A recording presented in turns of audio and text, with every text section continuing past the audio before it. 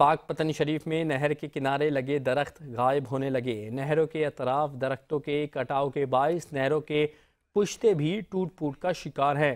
نہروں کی ابتر صورتحال پر بات کرتے ہیں محمد ایوب چاولہ سے۔ جی آپ ایوب آگاہ کیجیے گا۔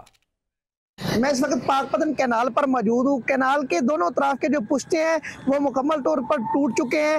یہاں پر مقامی رہائشیوں کا کہنا ہے کہ ہر سال جو ہے محکمہ انہار کی جانب سے لاکھوں روپے بال صفائی اور ان کی مرمت کے لیے تو لے لیے جاتے ہیں، لیکن عملی طور پر کوئی کام نہیں ہوتا۔